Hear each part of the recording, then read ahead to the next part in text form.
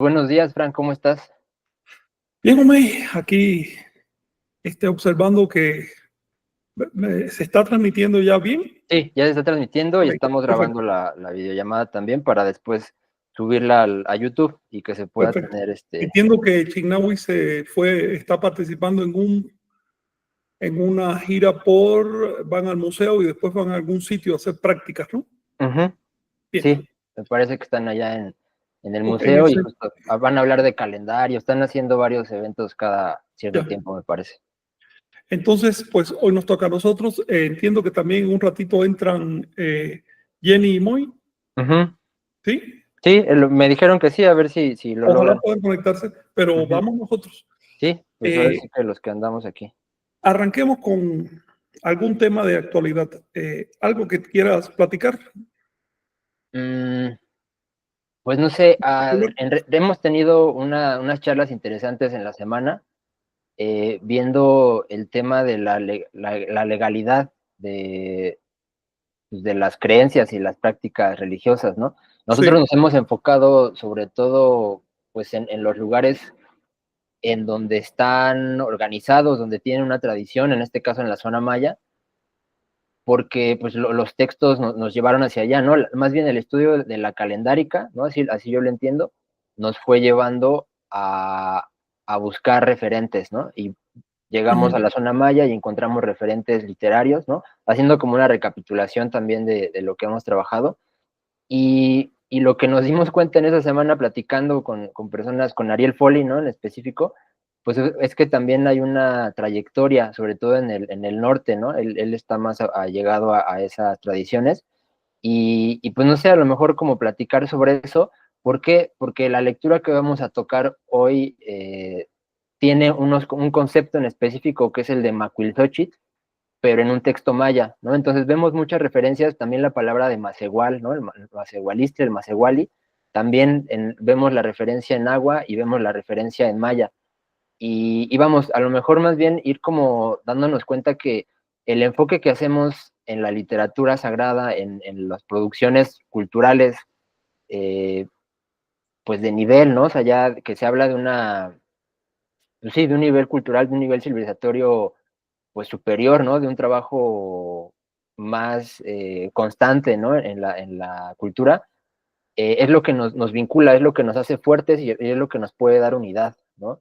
Entonces, sí. nosotros nos hemos ido decantando en el estudio de las fuentes, ¿no? En la cuestión calendárica, en la Ujú, cuestión lingüística del lenguaje, y estas palabras yo siento que son como una guía para poder en determinado momento unificar. Estamos quizá lejos de esa situación porque hay una cuestión del ego, ¿no? No tenemos como sociedad un cultivo del ego adecuado, ¿no? Es muy egocentrista la sociedad en la que estamos, ¿no? La visión occidental muy antropocentrista, ¿no? Todo en relación a lo humano. Y nos es difícil de repente mirar otras culturas, mirar otras propuestas civilizatorias y, y entenderlas, ¿no? O sea, en vez de entender, se juzga y más bien se plantea como una época superada, ¿no? La visión es, nosotros somos la cúspide del desarrollo, nosotros estamos en el desarrollo tecnológico, en, pues sí, en las soluciones tecnológicas, y lo que ya pasó es algo trascendido, ¿no? Pero pues nos ujú, damos cuenta si analizamos un poco más fríamente nuestra cultura, si hacemos un análisis de nuestra civilización, pues hay un culto al colapso, ¿no? También, o sea, hay muchos sectores en la población que están esperando un colapso, ¿no? Tal cual tanto hay guerras, tanto hay ujú, colapso medioambiental, hay colapso sí. de valores, hay un montón de situaciones, ¿no? Entonces, haciendo ese análisis, pues vemos también que las culturas, las civilizaciones que duraron milenios, ¿no? De desarrollo, pues son un referente, pero a veces o son un referente edulcorado, ¿no? Como súper fabuloso y lleno vamos, se pierde piso, o al contrario, eran sacrificadores y no hay ningún valor en ello, ¿no? Son como polos extremos, ¿no? Ujú. Y entonces Son siento que efectos, son eh, posiciones reactivas. ujú, posiciones reactivas, exactamente. Y la literatura y el esfuerzo que nosotros estamos haciendo es salirnos de esos extremos, ¿no? y más bien centrarnos, encontrar el centro, ¿no? Justo también por eso son las propuestas de Kinam, ¿no? Yo prefiero, Omey, el tema de encontrar la raíz. Exacto, lo que nos nutre, ¿no? Sí, para que no se confunda con posiciones centristas, que no son más que un pacto entre los extremos, ¿no? No queremos un pacto entre extremos, queremos la raíz con lo que tenga. Exacto. Sí, eso no se puede. Sí, exacto, porque son precisamente las palabras, estamos hablando de eso, de las palabras, sí, nos pueden ligar, ¿no? Y nos pueden prejuiciar y nos pueden llevar, nos predeterminan. Entonces, el hecho de que hagamos trabajo sobre la literatura, sobre textos sagrados, sobre ese tipo de conceptos, es para salirnos, ¿no? De salirnos de la caja en la que nos quieren poner de que, es indigenista, o es hispanista, o es no sé qué, ¿no? Entonces es como, a lo mejor platicar sobre eso. Mira, yo quisiera referirme, justamente ya que tú lo mencionas, darle un poco de secuencia a algo que hablamos con Ariel Foley hace unos días en conversación privada, ¿no? De grupo, pero privada, porque estábamos en plan más bien experimental de ver qué funciona. Él y ellos, pues son un grupo, están haciendo también su trabajo por su cuenta, un trabajo muy específico y muy necesario, a mi juicio, muy necesario, aunque mi posición, lo digo francamente, es que no basta con lo que están haciendo. El tema es más grande, más profundo y se requiere mucha más mano de obra en todo este asunto. La verdad es que no basta. No sé. Lo que hacemos los grupos individuales. Pero bueno, vamos yo quisiera darle un poco de metodología a todo este asunto. Tú mencionaste las raíces. Las raíces son un referente del conocimiento. Nuestra búsqueda de las raíces tiene el propósito de informarnos para tener una imagen realista, no lo menos sesgada posible, no conformada por los medios de difusión ni por las instituciones criollas que finalmente tienen un objetivo ideológico, sino una imagen de la realidad basada en las fuentes, basada en las evidencias que han quedado. No solo las fuentes arqueológicas y las fuentes antiguas, sino las fuentes vivas. Por ejemplo, cuando vamos con los grupos nativos, nosotros estamos recurriendo a las fuentes. Son fuentes de esos grupos. Y siguen vivos. Entonces quisiera, ante todo, que quienes nos escuchan salgan de la idea de que estamos tratando con temas de la antigüedad. No. El hecho de que una persona tenga determinada edad no significa que esa edad pertenezca a su antigüedad. No. Es parte de su presente. Es decir, toda la historia, todo lo que ha ocurrido en la historia es parte del presente. Explica el presente, conforma el presente. El presente tiene dos capas de entendimiento. Una capa es la que vemos por arriba, la que nos colocan los medios de información y de desinformación, los medios de educación y deseducación de la población, etc. Nos colocan una capa superficial en la cual la historia fue de cierta manera. ¿Seguimos al aire, Omey? Sí, aquí estamos. Todo se escucha bien, ya me dijeron. Por debajo de nuestra realidad hay otra capa. Esto refleja la estructura de nuestro ser consciente. Tenemos una capa consciente, otra que está por debajo, el subconsciente. Por debajo entonces de la realidad hay una capa que no conocemos. Son hechos reales, pero que no nos cuentan o que distorsionan o que niegan que han ocurrido o que los ponen exactamente al revés. ¿Ves? Te pongo un ejemplo sencillo. Para millones de españoles hoy no ocurrió invasión de América, tampoco ocurrió destrucción de las culturas de América, por supuesto no ocurrió robo de los metales acumulados durante milenios en América, no ocurrió la esclavización de África. Negaciones. Sí. ¿Qué fue lo que ocurrió? Exactamente lo contrario. De buena onda los españoles, porque eran tan generosos, fueron a ayudar a los africanos y fueron a ayudar a los americanos y le llevaron generosamente su religión. No hubo ninguna imposición, no mutilaron, ni mataron, ni metieron preso, ni quemaron a nadie por imponer esa religión, fue a las buenas. Sí. ¿Por qué? Porque todos los demás eran salvajes. Entonces, cuando niegan los hechos, tienes que caer en explicaciones fantasiosas de la realidad. Esas explicaciones no solo descolocan al otro, te descolocan a ti. ¿Cuál es la consecuencia de pensar tan generosos que fuimos, que llegamos generosamente a otros continentes y nos montaron un pueblo? ¿Cuál es la consecuencia de esa visión que están teniendo millones de españoles de sí mismos? Que desconocen su propia historia, desconocen su auténtica historia. Por lo tanto, no son capaces de empatar causa y efecto. Luego viene cualquier vendedor de promesas y se los lleva, como les pasó. Ahora tiene un gobierno que la mayoría ya no quiere, pero no se lo pueden quitar porque se embarcaron en ese problema. Y el embarque sigue. De hecho, cuando llegó el siglo XX, España, por donde había pasado todo el oro de América y el sudor de África, era uno de los países más pobres del mundo, de los más pobres de Europa, por lo menos. Todavía en el periodo de Franco, fue a mediados del siglo XX, España era un país casi feudal. Hola, jóvenes. Y eso porque es por no aceptar su propia historia y por lo tanto no encontrar las relaciones de causa y efecto entre lo que se hace, consecuencias y lo que hay que hacer para rectificar. Si un país no aprende a rectificar su historia, bueno, está condenado a lo que va a pasar. ¿Qué va a pasar con España si esos millones de españoles siguen generando una fantasía sobre su propia existencia, sobre su propio ser en el mundo, sobre su propia historia? ¿Qué va a pasar? Se lo van a comer los vecinos del sur, ya está ocurriendo. En otras palabras, perder de vista la perspectiva histórica es ser como una hoja a merced del viento. No sabes de dónde vienes y no sabes a dónde vas. No importa que te incomoden las cosas, no importa que te quejes, no importa que creas que tengas muy grandes ideas implantadas, por supuesto. Lo que importa es que en realidad no te conoces y entonces eres como una hoja al viento. Yo quisiera entonces aplicar un poco de método a este asunto. Nosotros recurrimos a las raíces para conocer la realidad de lo que ha pasado en secuencia histórica para ubicarnos correctamente en la actualidad. Ese conocimiento, ese bagaje, tiene un propósito. De nada sirve que seamos depósitos de información si no nos atrevemos a tomar posición. Cualquier presencia, cualquier existencia, hasta la de una mota de polvo, cambia la realidad. Lo cambia todo. Por supuesto que una presencia humana cambia las cosas.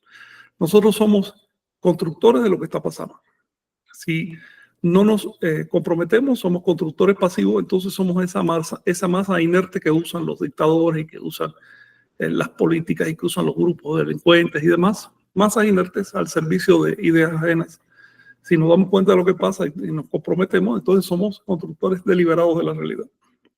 Por lo tanto, es informarnos para tener una posición informada sobre la cual tomar decisiones, sobre la cual participar activamente en la construcción del futuro. Eso es lo que estamos haciendo como movimiento. Y en esas circunstancias nos enfrentamos a lo siguiente. Voy a repetirme, pero la sopa cultural en la que estamos viviendo hoy, el contexto cultural en el que vivimos. Imagínense una olla llena de sopa y vivimos ahí adentro, no vemos más allá de la olla. Ni siquiera nos damos cuenta que estamos en una sopa, nos parece que esta sopa es de dictado divino. Es más, 87% de la gente cree que literalmente su cultura es un dictado divino. Así que no solo no ve la sopa, sino que cualquier intento de salir de la sopa, si alguien se escapa y trata de treparse por el borde de la olla, lo jalan para que otra vez caigan en la sopa. Obviamente cuando se enteran que hay una sopa en la olla vecina o en el plato vecino, se incomodan, se dicen, no puede ser, si esto era toda la realidad, como aquello hay que suprimirlo, aquello hay que eliminarlo. Eso explica la guerra. Las guerras que hay en la actualidad, por supuesto que tienen motivos económicos y son de robo, guerras de rapiña, pero lo que justifica, lo que detona esas guerras, lo que hace que las masas se muevan y vayan al servicio de los delincuentes que las conducen, son motivos ideológicos. Así que si un gobierno quiere quitarle, por ejemplo, el petróleo, el gas a otro país, no va a decir, oye, vamos a robar al vecino. Le dice a la masa, no, es que miren que ellos adoran mal. O que ellos no creen lo mismo, o que ellos mañana no quieren hacer, inventan motivos ideológicos y va a las masas, las ovejas, ¿no? La cosa llega a tal extremo que el mundo cristiano se autodeclara oveja y hay religiones cristianas que incluso se autodeclaran siervos del que mande. El ser humano está en un estado de degradación. Cuesta trabajo llamarle humano a una persona que en lugar de buscar la libertad busca la servidumbre. Sí. Sí, y por eso explica también, te digo, este colapso, este culto al colapso, ¿no? De que ya de plano pues muchos están esperando eso, ¿no? Que ocurra una hecatombe, algo de verdad, pues grave, algo de verdad de crisis para salirse de esa Sí. Ese estado de amnesia. Para muchos es real, de es literal. psicosis. Para muchos literal, estaba viendo ahora en las noticias cómo se hundió un barco, un flamante barco militar en Corea, en el momento de su lanzamiento. No sé si te enteraste de eso. En Corea, sí, sí, vi una Corea, noticia. por lo menos.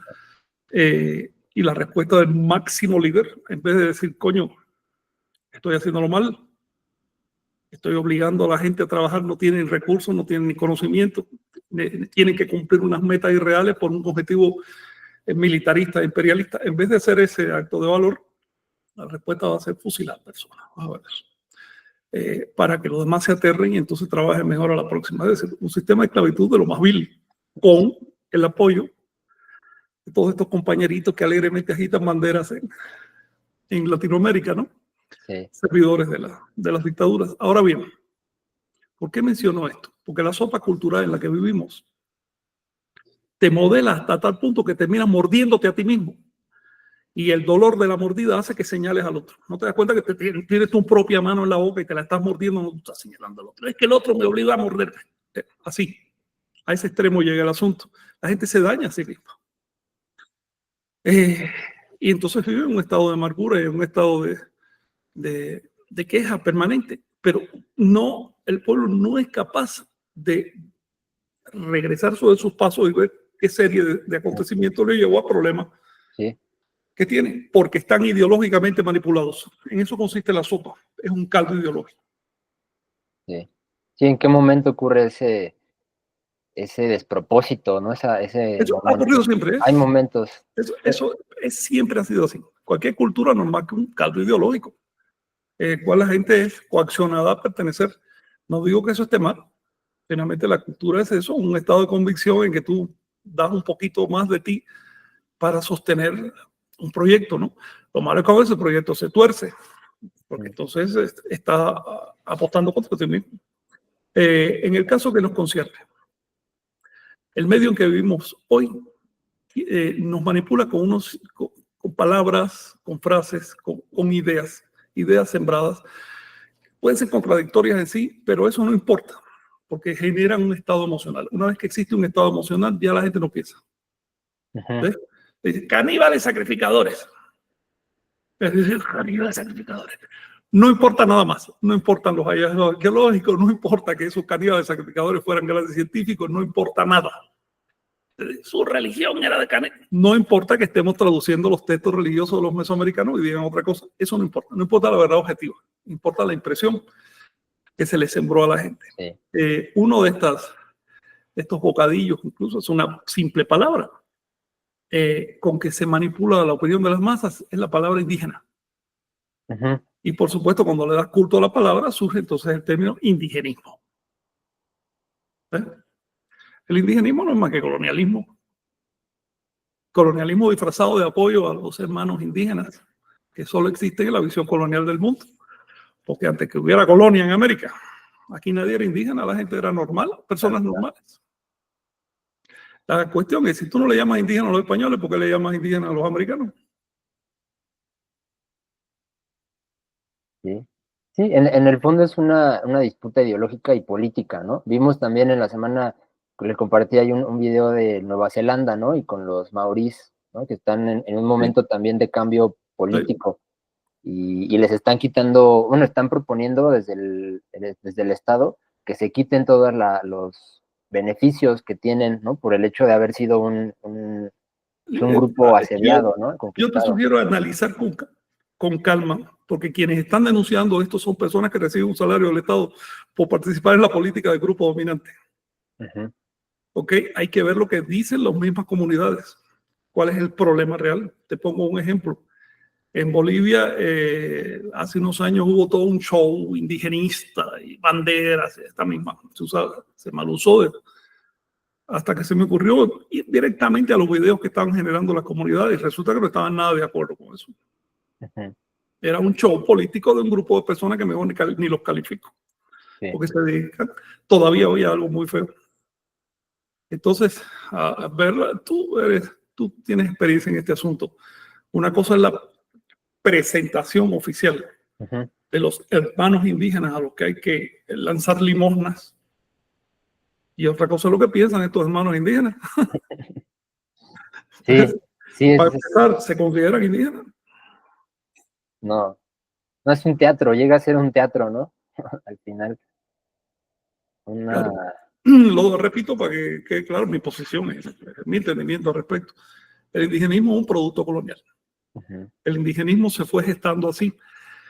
Fíjate que ya desde el inicio de la invasión cristiana, se empezó a usar la palabra indígena, al principio no con un sentido peyorativo, porque finalmente indígena es un término que solo significa oriundo de algún lugar. Así que quienes lo usaron al principio sabían que tan indígena era un europeo como un americano o un africano, ¿no? Pero finalmente indígenas de América. Ese fue el concepto. Hacia 1780 pasa por primera vez al lenguaje oficial de la colonia. La colonia era la que usaba categorías como indígena e indigenista. Pasa al lenguaje oficial para clasificar como un todo a los no ibéricos, a los no dominantes. ¿Ves? Son indígenas porque no dominan. Entonces, ¿cómo sabes que son indígenas? Primero, no tienen poder. Segundo, hablan lenguas diferentes. Esto es una cosa importante. Entonces, el indígena hablaba una lengua diferente de las lenguas de Europa. De hecho, ni siquiera se les concedía estatus de lengua. Balbucean algo ahí para poderse entender. Dialectos. Todavía se piensa así. Cuando llegaron los criollos y le quitaron el poder a sus padres, obviamente no tocaron para nada ese tipo de categoría porque le venía muy bien. Lo que antes era un grupo indígena que no debe participar en el poder, ahora es un grupo indígena que es necesario asimilar a la cultura cristiana. Y ahí surgen declaraciones como que México es un país católico con exclusión de cualquier otra fe. Bueno, la fe de los nativos, no, exclusión de cualquier otra fe, solo católica. O con políticas como la de Justo Sierra y otros, que es necesario que cada nativo hable español. No puede ser que no hablen español, porque el español es una lengua culta y tienen que integrarse a la nación. Sí.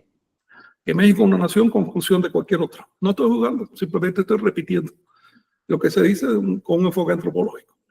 La realidad es que los nativos no ganaron nada con el cambio. El indigenismo se fue perfilando a partir de ya del siglo XX por las luchas obreristas y demás. ¿Te fijas? Eran luchas para beneficiar a los obreros, a los negros, a las mujeres, para beneficiar a grupos segregados y a grupos explotados de la población. Pero ahí surgieron ya de los años 20, empezaban a surgir intelectuales en América que decían, no solo los obreros, los compañeros indígenas. Cuando tú ibas a la comunidad de veías que ahí no había obreros, ni había compañeros, ni querían tratar contigo, entonces los empezaron a dividir, a quebrar. El asunto llegó en los años 80 a un grado tal que surge Sendero Luminoso en Perú, una organización comunista, maoísta, especializada en matar nativos de América. Se calcula que mató 91.000 nativos. ¿Por qué? Porque los nativos no querían ser obreros, porque además no había condiciones en una comunidad para ser obreros. Y como no eran obreros, no querían entrar en el tema de la lucha de clases de las ciudades de blancos. No era por ellos.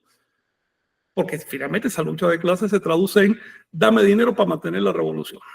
Así que tú sigues en el campo arando o haciendo lo que puedas hacer ahí, pero dame ahora tu dinero me pertenece. Y como senderos surgieron, yo creo que cientos y decenas de grupos de estos lograron mantenerse durante años simples parásitos sociales. Yo estoy pensando ahora en un grupo que es un simple parásito social de una comunidad nativa, que lleva ¿cuánto ahí? Lleva casi 30 años chupando recursos ajenos sin hacer absolutamente nada. Sí. En nombre de la revolución proletaria. En otras palabras, se está tratando de amoldar la realidad histórica de América a una preconcepción europea de la historia, que sirve a intereses de pequeños grupos. Sí, básicamente. La sopa es muy densa, la sopa es muy espesa. Es muy difícil no quedarse pegado en esa sopa. Te manipula por todos lados. ¿Cuál es nuestra defensa? Nuestra defensa es algo como lo que estamos haciendo hoy. Leer directamente las fuentes, ir directamente con las comunidades, escucharlas, no ir a adoctrinarlas, sino escucharlas. Exacto. No ir con un prejuicio filosófico, político, económico, sino ver realmente qué es lo que está pasando. Así de sencillo, ser honesto. Sí, básicamente. En fin, ya no me quiero seguir entonando porque finalmente Sí. pasa el tiempo y hoy hay una lectura que hacer. Sí. Sí, no, pero da para mucho, la verdad, el tema, y creo que hace falta a veces recordar, ¿no? O sea, a mí me pasa a veces que, pues sí, las lecturas, el trabajo y demás, pero cuestionarte realmente hacia dónde estás yendo o por qué hacer las cosas es algo que es sano, ¿no? Porque precisamente nos regresa a la honestidad, ¿no? O sea, si de repente ya estás agitando banderas y estás haciendo nada más porque alguien te invitó pero realmente no lo analizaste y no estás siendo honesto con eso, pues tarde o temprano te va a caer encima el cargo de conciencia, ¿no? Porque no estás actuando de manera genuina, ¿no? También creo que movimientos genuinos y legitimidad también en las obras son lo que diferencian y es un indicador, la honestidad es un indicador al final de Exacto. cuentas de... Es una palabra tan trillada y sin embargo sigue siendo totalmente útil, ser honesto, ¿no? Te pongo un ejemplo. Estoy pensando ahora en determinada historiadora cuya ponencia estuve oyendo. Señora, ¿usted quiere hablar de religión nativa de América? Lea los textos sagrados de los americanos. ¿Ya lo no, ni siquiera sabe que existe. Y está explicándome a mí cómo es la religión de los americanos. Pensando en el compañero tal, hermano, ¿quieres ayudar económicamente a los nativos de determinado estado de América? ¿Con qué? Con una visión económica y política que no funcionó ni en su propia casa, que generó 100 millones de muertos, que destruyó cualquier país que tocó. ¿Quieres apoyarlo con eso? ¿Eso es lo que tú quieres? Ser honesto. Si tú lo que quieres es ir a chupar la teta de un pueblo indígena para vivir sin trabajar en toda tu vida, bueno, sé honesto, dilo. Eso por lo menos, no me admira, pero por lo menos no se desprecia tanto como el usar a los demás y el usar el sufrimiento de los demás para hacer política. La tónica en este movimiento debe ser el sacrificio. Cuando llegamos a una comunidad debemos tener antes un trabajo de sacrificio, un trabajo de ofrenda. No es llegar a saquear, ni siquiera conocimiento, sino es llegar a devolver. No es llegar con un librito escrito en Alemania y decir esto es lo que tú tienes que seguir y si no lo sigues tú eres contrarrevolucionario y yo tengo derecho a fusilarte, como han hecho tantos grupos en América. No es llegar con una campaña de marketing para sacarle poco dinero en nombre de creencias religiosas inventadas en Norteamérica o de productos capitalistas que se inventan específicamente para destruir a las masas, sino ofrendarles lo que se les ha quitado. ¿Qué se les quitó a los pueblos nativos de América? Se les quitó su dignidad. Entonces vamos a devolverle sus símbolos de dignidad. Se les quitó sus textos sagrados, se les quitó su derecho al culto, se les quitó su derecho a organizarse como ellos les dé su reverenda gana, siempre dentro de unos parámetros de civilidad. Bueno, vamos a apoyarlos en la recuperación de esos derechos. Nosotros no podemos meternos más allá de lo que nos permite la ley, pero la ley nos permite organizarnos ideológicamente. Sí. Y al final no es algo ajeno, ¿no? O sea, no es hacerlo hacia ellos, porque al final lo estamos haciendo hacia nosotros, ¿no? De alguna No, manera. no, claro, nosotros no somos indigenistas, no partimos de la idea de que hay indígenas y no. Sí, Aquí cada cual elige la fe que le da a su reverenda gana. Es un derecho constitucional.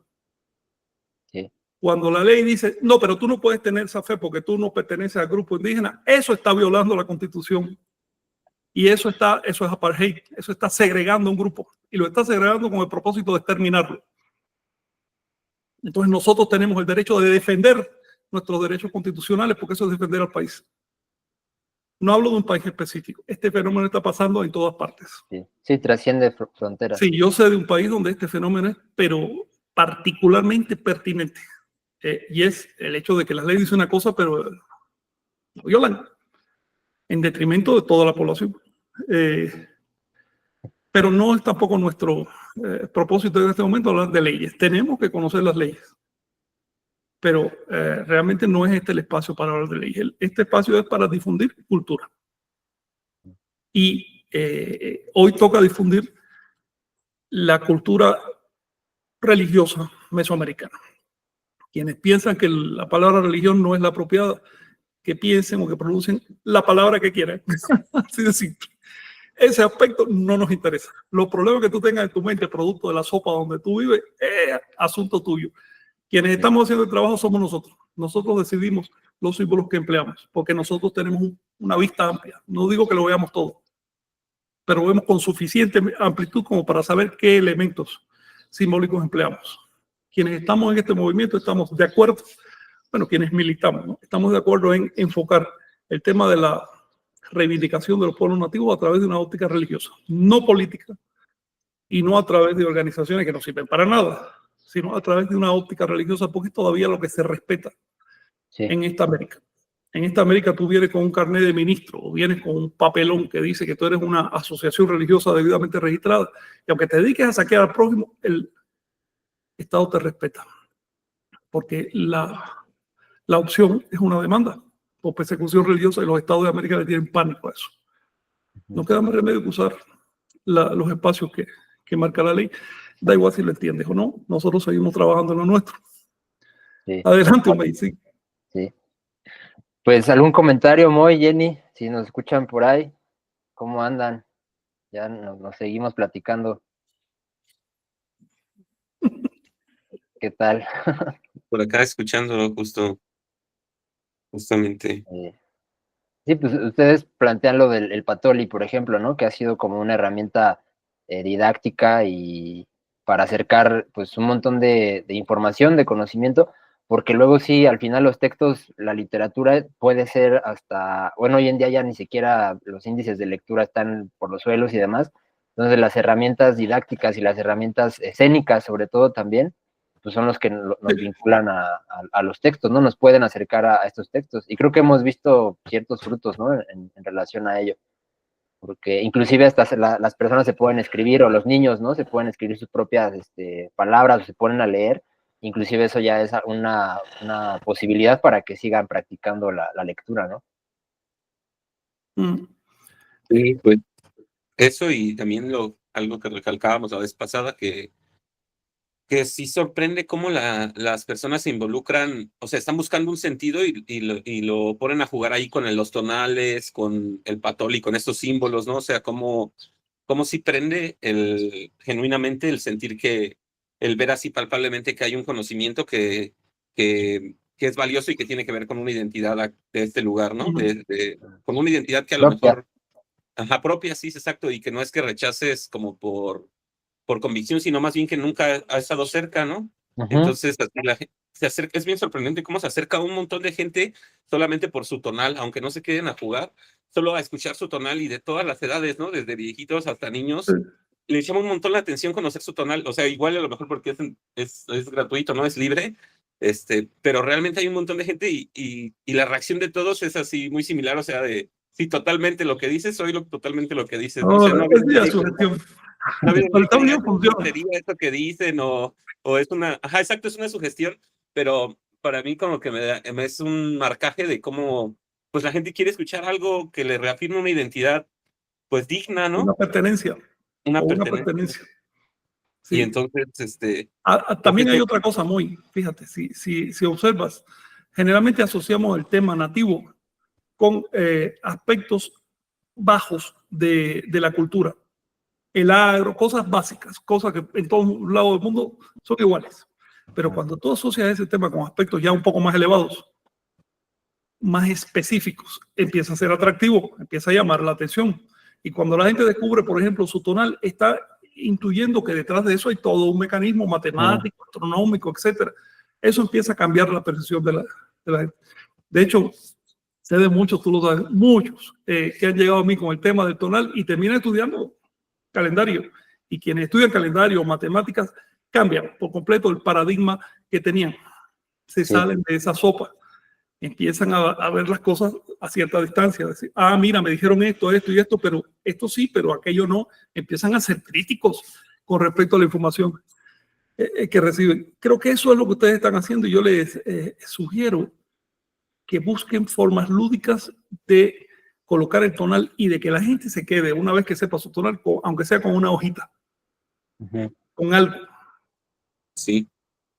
Para poder profundizar más, ¿no? Con algo que todos los días les recuerde eso que pasó, y un enlace o algo que les permita al que quiera profundizar, que le abra puertas, por ejemplo, a los profesores para encontrar una nueva actividad escolar, a los teatristas para encontrar un nuevo argumento o una nueva forma. ¿Ves? De hecho, todo lo que estamos haciendo yo lo percibo como una puesta en escena. Solo que no es tan plana y no es tan pequeñita como las habituales, sino, a ver, esto es largo y esto va a durar generaciones, pero los principios de colocación de la información son muy similares. Tú tienes que conseguir un estado de sugestión para que el público atienda. Sí. Y a través de ese estado es cuando colocas realmente las ideas que quieres decir. Es decir, hay que tener un conocimiento técnico, ¿no? De cómo funciona el arte de comunicar. Y sobre todo, sin perder de vista a dónde quieres ir. Porque Sí. ya sabes que, ustedes lo saben bien, el medio te puede dominar. Y terminas haciendo lo que el medio quiere, que no es más que ceder a rutinas mentales. Sí.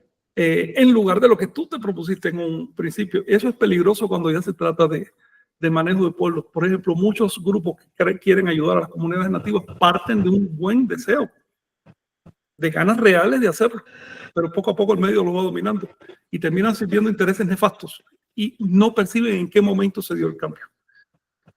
Porque es el tema de la rana en el agua. Si es suficientemente gradual ese cambio, no se percibe. Nosotros, nuestra conciencia está diseñada de tal manera que percibimos los cambios con una cierta intensidad, pero los otros debemos pasar, nos parece que no pasa nada, es lo mismo. Esa es la forma como nos manipulan. Nosotros también tenemos que aprender eso. Algo que yo he hecho durante años es lo siguiente: usar recursos verbales, recursos expresivos del enemigo para colocar la información. ¿Ves? Aprender a usar, aprender a jugar en esta línea. La palabra revolución. ¿Qué es revolución? Lo que estamos haciendo nosotros. Punto. Así. Imponerte a las palabras y usarlas. Eso crea un conflicto en la mente de que está del lado allá y le obligas a decidir. Y lo que queremos es gente que decida, que dejen de ser ovejas. Me da igual si es a favor o en contra, pero gente que decida. Pues sí, tal cual. Y justo como lo dices, el calendario es una llave bien cañona, o sea, para entrar, porque pues te agarra así como a partir de la sugestión. Tiene varias aristas, sí. Pero, Tiene trampa. como dices, profundizas hacia las matemáticas, Sí. hacia la astronomía, porque mucha gente te dice, es que ya me habían dado que mi tonal que era otro, ¿no? O ya me han dado como 3 distintos. Y entonces, pues, o sea, en vez de jugar en contra, eso juega a favor, porque nosotros decimos, bueno, esto viene de las fuentes, o sea, estúdialo para que veas cuál es, ¿no? Claro, Y eso también abre camino hacia el autoconocimiento. Yo en lo personal es algo que todavía estamos empezando a explorar, pero hacia las prácticas nahuálicas, que es algo como bien importante, claro. Porque aquí a partir de ese silencio mental, a partir de la recapitulación, a partir de esas herramientas, pues ya es un poco más complicado que te laven el cerebro y te... Pues ya después que tienes experiencia propia, tienes que ser muy tonto para dejarte de quitar. Sí, ¿tú ibas a decir algo, Jenny? No. Y por ejemplo, algo que también jugamos en el Patoli es con la memoria, ¿no? Que termina siendo una especie de ejercicio de recapitulación, así, el preguntar sobre la memoria y luego plantear las lecturas del Chilam, como que hace un ejercicio que interioriza un poco ese mecanismo de revisar la historia y luego pensar en el futuro. En el futuro, ajá. Me gustaría ver en la práctica cómo hacen eso y cómo se puede potenciar eso, qué recursos hacen falta. Sí. Sí, pues ojalá se pueda pronto hacer un juego por ahí, ya los invitaremos, pero también por ahí voy a compartir unos videos que tenemos de allá de la zona maya, de cómo se jugó por allá. Vamos al tema de la literatura, tiene que ver con esto. Ustedes le están usando el juego como un pretexto para llegar, por lo menos a la literatura, en el futuro probablemente a estudios de calendario, es decir, aspectos superiores de la cultura. En el caso de la literatura es de esos aspectos que rompe paradigmas. Porque es que te dijeron desde el principio que no solo no había literatura, no había la menor manera de representar a futuro una información. Cuando tú empiezas a ver que había calendarios de alta precisión, que había literatura institucional, que había además escritura, que había libros, eso trueca tanto las ideas preconcebidas que cuando, por ejemplo, he visto esto muchas veces, que cuando los hispanistas se enteran de ese hecho, simplemente niegan. No pueden argumentar, simplemente no, y miran para otro lado. Cuando una persona hace eso, sabe que está haciendo eso. Y esa persona se falta el respeto a sí misma. Por lo tanto, sus ideas se descolocan. Esa es una forma de guerra. No se trata de que el otro acepte lo que tú estás diciendo, se trata de descolocarlo, de que se ponga cada vez más histérico, se ponga cada vez más recalcitrante, que llegue a un estado de que se muerda a sí mismo y ahí se desactiva. No se trata de razonar con quienes no quieren razonar. Úsalos. Así de simple. Así que si vienen a agredirte y tú ves que esa persona no lo hace por ignorancia o por un prejuicio, por miedo, sino por mala fe, úsalos sin problema ninguno. Son para usar. Y mejor nos seguimos hablando de eso. Omen, adelante. Sí, sí, no, pero tiene que ver porque, o sea, digo, llegan al colapso, ¿no? Al final de cuentas hablamos del culto al colapso y esto llevarlos a eso, es darles una salida, ¿no? También, o sea, requieren una sacudida de sus bases para arreglar las cosas que necesitan arreglar y eso el arte Claro. es por excelencia, los juegos, lo lúdico, es una herramienta para Claro. sacudirte y para moverte, ¿no? Eso es realmente el enfoque artístico de veras revolucionario, ¿no? Como muchas veces se plantea. Cuando tú enfrentas al grupo a una sacudida, a algo que rompa sus ideas preestablecidas, hay dos grupos. Los que tienen energía y honestidad van a entender. Exacto. Y los demás se van a recocinar Sí. En su marginación. Sí. Entonces se desactivan solos. Recuerda, el cometa no sube a favor del viento, en contra del viento. Así que si tenemos un viento sostenido, no demasiado fuerte, pero sostenido, en contra de nuestros intereses, a nosotros nos conviene siempre que aprendamos a mover el cometa. Respecto a la literatura de hoy, Omey, tú me pediste la lectura de Dios es uno. Dios es uno, sí. Pues andábamos en la península y yo andaba hojeando ahí el libro de Chilam, de los chilames, Sí. y me encontré el concepto de Macuilxóchitl, que ocupamos el concepto de Macuilxóchitl para los patolis, ¿no? Porque es la referencia al juego, ¿no? Y me lo encontré, me encontré el concepto y se me hizo interesante en base a lo que estuvimos platicando en la semana de las palabras, los conceptos que están en la zona maya, están en lo náhuatl, o sea, como ese tipo de cosas. Ese capítulo ya lo leímos, pero vale la pena recapitular un capítulo sumamente simbólico. Les recuerdo a los compañeros que escuchan, estos son textos del libro de Chilam Balam. El Chilam Balam es parte de los textos sagrados mayas. Estos textos se están buscando, traduciendo en este momento. Ya hay una buena colección. A mano, el libro de dioses se llama así porque es un nombre occidental. Su nombre maya es Kuophum. Describe cómo se creó el universo. Empieza hablando antes de la creación del tiempo. El capítulo que vamos a leer ahora es antes del tiempo. ¿Bien? Son las condiciones que permitieron que el despliegue del espacio-tiempo cobrara la estructura que tiene. Así que este capítulo es muy abstracto, está hablando de temas esotéricos, es decir, temas que no son parte del pensamiento común, popular, pero que nos ayudan a entender la profundidad del pensamiento nahuatl y como tú dices, Luis, la estructura que describen es en el fondo la estructura del calendario. Si tú te fijas en este libro, lo que se empieza a decir es calendario. No sé si te diste cuenta que después de ese libro viene otro que se llama el libro de los días. No, la verdad no me seguí Sí, más. después viene el libro de los días y después el libro de los catunes. Esto tiene un sentido. Y es que después del despliegue abstracto del tiempo, se materializa en una secuencia de 20 días, en cada uno ocurrió algo. Son días arquetípicos, días creativos. Y después viene una materialización en que los días se agrupan en racimos y forman catunes o ciclos, y entonces se despliega la historia. Estos libros vienen juntos, unidos en el libro de Chilam Balam. Yo los separé por una cuestión didáctica, ¿no? Y te describen cómo se formó el tiempo. Es una descripción que tiene algunas cosas similares, fíjate, a las de la Biblia o los libros de la India. Otras son muy diferentes, son cosas americanas. Pero en el fondo recoge unas ideas que surgieron en el Paleolítico sobre cómo se formó el mundo. Y entonces, en el fondo, muy en el fondo, de modo que hay algunas resonancias que nos pueden parecer conocidas.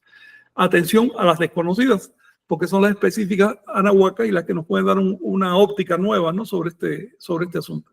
Si hoy Mónica no puede participar con nosotros, me dijo que no va a poder estar, cuestiones de salud. De modo que si quieren, comenzamos ya con la lectura. ¿Quieres leer, Jenny? Creo que Lo voy a compartir. sí, lo puedes compartir. Sí. Sí, con mucho gusto. Hago la lectura. Ahí lo voy a compartir, Fran. Ok.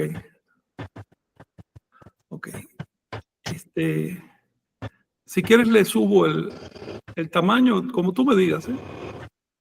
Sí, ahí se ve muy bien. Seguro. Bueno, adelante. Hoy es el capítulo 1 del libro de Dioses. Sí. Entonces, se pidió la carga de todos los años del Catún 13 Ajau para dar entrada al siguiente Catún, el 11 Ajau. En ese día bajó la palabra del Señor de los 9 niveles del inframundo a la punta de su lengua, y bajó el sabio a voltear el doblez de los catunes y a pedir la carga del nuevo catún. De 9 grados fue la carga del catún que bajó del cielo, cuando se recibieron sus días, y se midió y ató su carga. Entonces bajó el agua del centro del corazón del cielo, y ocurrió el renacer. De la casa de las 9 edades descendió el muy perfumado, el gran libador, y metió la punta de su lengua para sorber las esencias de las flores. Y bajaron los 4 nahuales del Señor de la lluvia con vasijas para sorber las mieles de las flores. El fragante sorbedor rojo, el fragante sorbedor blanco, el fragante sorbedor negro y el fragante sorbedor amarillo. Y salieron y abrieron, exprimieron, chuparon y despojaron a la flor marchita, la flor de la plumería, la puntiaguda flor del cacao, la larga flor del pedernal, la azucena, la 5 flor, que ahí está Macuilxóchitl, ¿no? Macuilxóchitl. La flor multicolor, la flor del laurel y la delicada flor del corazón. Rompieron los tallos de las flores los perfumados libadores, arrancaron los estambres de las flores, se saciaron de flores los segadores. El fragante sacerdote, el fragante señor, el fragante guerrero, el fragante gobernante. Cuando bajó el Señor con su carga de flores, dijeron: nadie como él, jamás se vio tal banquete. Tras extraer la miel de la flor despojada, entró en ella el pecado de los 9 dioses. En el 3er año del Nictecatún, en ese día se declaró su carga. Antes que bajara el dios de los 9 niveles del inframundo a tomar la raíz de la flor, se transformó el medidor en un precioso colibrí. Entonces bajó a chupar la miel de la flor, penetró en los 9 pétalos de la flor y tomó en matrimonio a la flor marchita. Tras arrancar el corazón de la flor, fue a visitar las flores de los 4 rumbos de la tierra, las flores de las abejas rojas del este, las grandes flores rojas, las flores rojas de pétalos caídos, las flores de las abejas blancas del norte, de espalda blanca y cáliz blanco y ancho, las flores de las abejas negras del oeste, las negras flores de cáliz negro y ancho, y las flores de las abejas amarillas del sur, las grandes flores de cálices amarillos, la flor del itzá. Y se sentó el sol en el centro del mundo.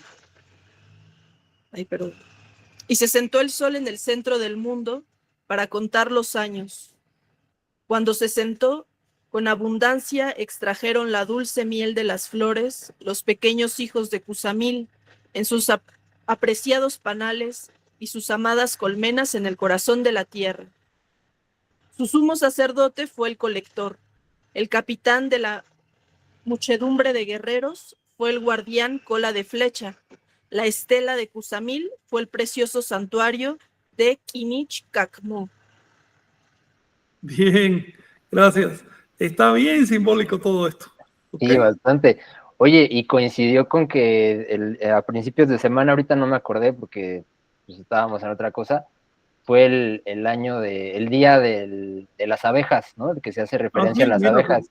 Y aquí estamos hablando de todo ese asunto es un capítulo de abejas. de De hecho, abejas. la abeja sale en todo este libro. Es el emblema de... Bueno, de eso vamos a hablar ahora. Pero ¿alguna cuestión que quieran platicar ustedes? Híjole. La última palabra, ¿a qué se refiere? Kinish Kamon, Ajá, el sol. Quiere decir guacamaya de rostro solar. guacamaya de rostro solar, órale. Y Kinish, que quiere decir relativo al sol, o Ujú, solar. sí, sí, Kak Mo, Mo es guacamaya, Kak fuego.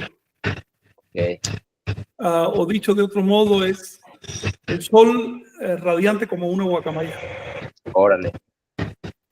Por Wow. eso explicaban al sol con pico de guacamaya, Sí, por el juego entre color y los radiantes. sí, Fíjate, me sí. pongo a pensar, ¿qué haría una IA si le metieras todo esto? A ver, Ajá, explica un poco, porque yo no tengo idea. sí. ¿Qué haría? Ajá, o sea, en la IA creo que se está metiendo un poco de ruido en tu micrófono, muy, ándale, va. Creas imágenes a partir de texto y todas estas imágenes que están generando, o sea, nuestra imaginación las crea, ¿no? Pero una IA, pues no sé qué haría, o sea, sí, yo creo que generaría cosas bien interesantes, ¿no? Bien psicodélica. Es Bien, decir, sí, puedes meterle texto de esto a una IA y te hace una ajá, imagen. sí, y te genera imágenes, sí. Pues haz la prueba, a ver qué Sí, pasa. habría que hacer la prueba, a ver cómo Sí, lo genera. a lo mejor se puede ilustrar un poco estos textos. Ujú, estaría bien. Sí, la lectura y que se fueran presentando imágenes al respecto de la lectura, Sí, estaría interesante digamos. verlo. O simplemente por un motivo lúdico de ver Sí, sí, sí. qué pensaría una máquina de todo este tipo de simbolismo, ¿no? Ujú. Sería capaz de interpretarlo. Si a una No, persona no, le dio trabajo, no creo. No, porque es muy literalista. Creo que es muy literalista. directa. Sí, sí, hasta ¿Eh? el momento sí. Él lo toma como hechos literales. Como hecho literal, ajá. Es Sí, decir, el hombre salió de una bola de fango, la mujer de un hueso. Punto. sí, sí. Ok, ok. Sí, si el ser humano no agarra ciertos detalles, imagínate que puede hacer una pobre máquina. Pero llegará el momento que las máquinas superen por lo menos ese tipo de ser humano. Vas a ver, en ese momento ese ser humano Sí, ya no va a ser necesario. exacto. Por eso tenemos que afinarnos nosotros para ser necesarios en el futuro. En Este es un efecto.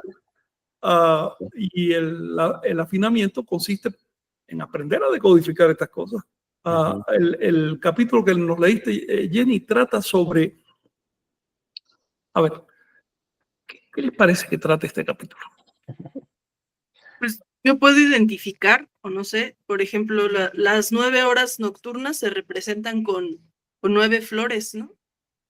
Sí, esa parte, 9 horas nocturnas, 9 flores. Fíjate que salen las 9 flores de la noche que están en el arco de abajo de la veintena.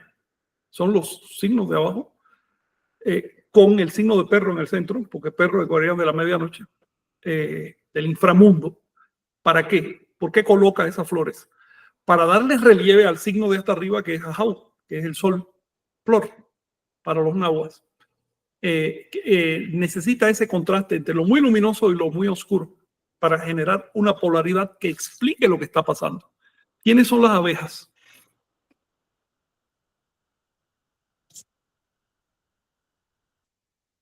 ¿Quiénes son las abejas? Pues habla en términos de los rumbos también, ¿no? Las abejas Los van hacia cargadores. se despliegan hacia los 4 rumbos. Ajá, los cargadores. ¿Quiénes son las abejas? Chaques. ¿Eh? Los chaques me recuerda un poco, ¿no? Como Los chaques son los organizadores de los 4 rumbos, es decir, lo que pasa allá. Pero las abejas no son propiamente los chaques, son lo que hay desde ese punto central en que se rompe la tensión, la polaridad, y se impone la luz. Y esa organización periférica en 4 rumbos, que ya es el universo manifiesto propiamente. Entonces, ¿qué función tienen las abejas en este libro, de hecho? pues son la conexión, la transmisión de conocimiento, de Son información. una función de conexión, pero Ujú. también de algo más.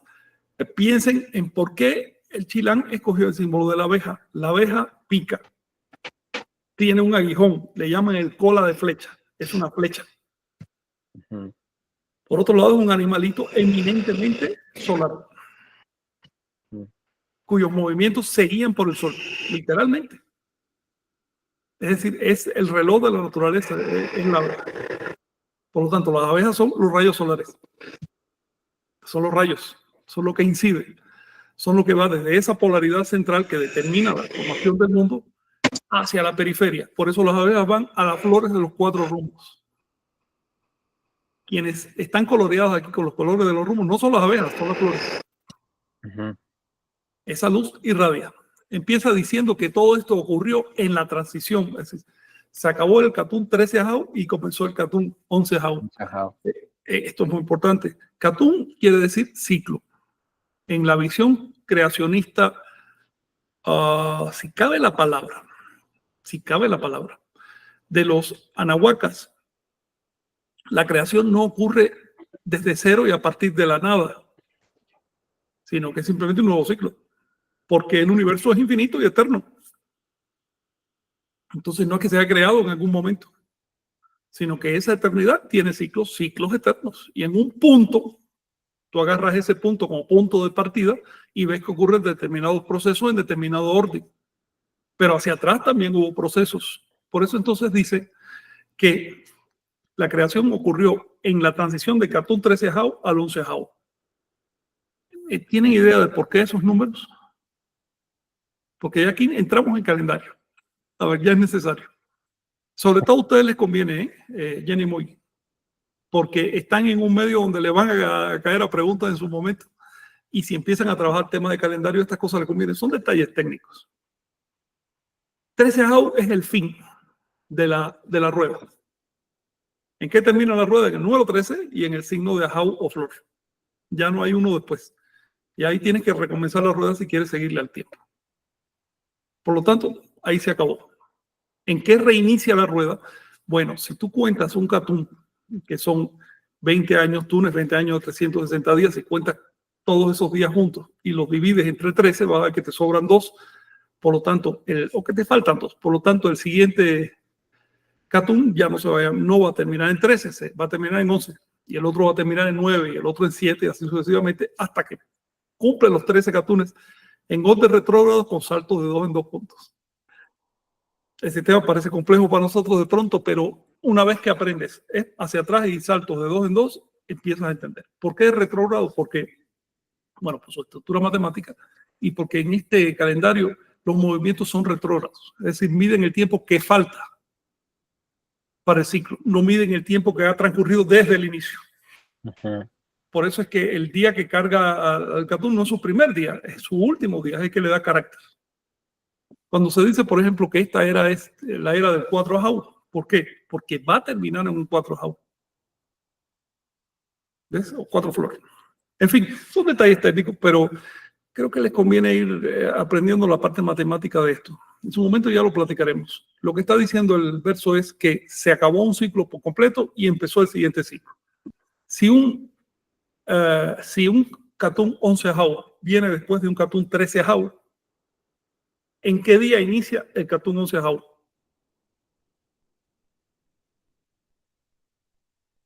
Fíjense, aquí estos son los elementos de analizar. Los Catunes agarran nombre de su último día. Ujú. Bien. Y aquí tenemos un Catún 11 Jau que viene después de un Catún 13 Jau. Por lo tanto, ese Catún 13 Jau terminó en un 13 flor, en un 13 Jau. Luego, el siguiente Catún, el 11 Jau, ¿en qué día empieza? Spactli. Tezipactli, Junimish. Es redondo el sistema. ¿Ves? Solo en un Catún 11 Jau puede iniciar la creación. ¿Por qué? Porque empieza con el primer día del calendario. Claro. Entonces, en ese día inicial del calendario, baja la palabra del Señor de los 9 niveles. Dice que baja, y lo dice literalmente este texto. KM, mira. KM, que bajó. Emi, es decir, bajar, descender, no dice que subió del inframundo, sino que bajó del inframundo. Estos detalles hay que tenerlos en cuenta, porque en la visión cristiana el inframundo está para abajo.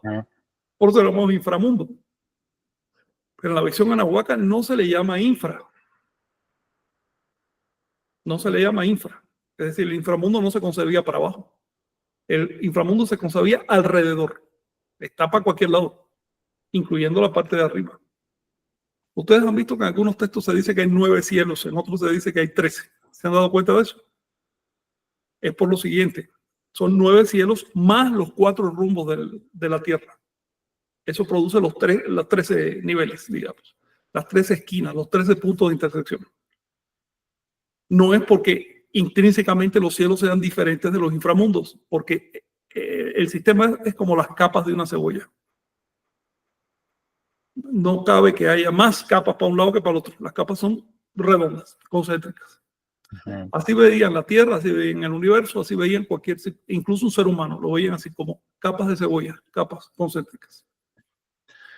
Entonces bajó del inframundo. Me encanta la idea, bajó la palabra. ¿Qué es la palabra? Után, directamente, la palabra, su palabra.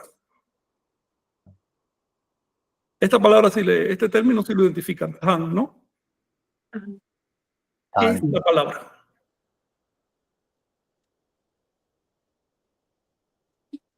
Bueno, no es cualquier palabra. Pues es el verbo. ¿Eh? como que se manifestó. Se manifestó oralmente, expresó. ¿Por qué se dice que hay una palabra al origen de la creación? Y esto ya no solo es acá, eso lo vas a encontrar en todas las mitologías de la Tierra.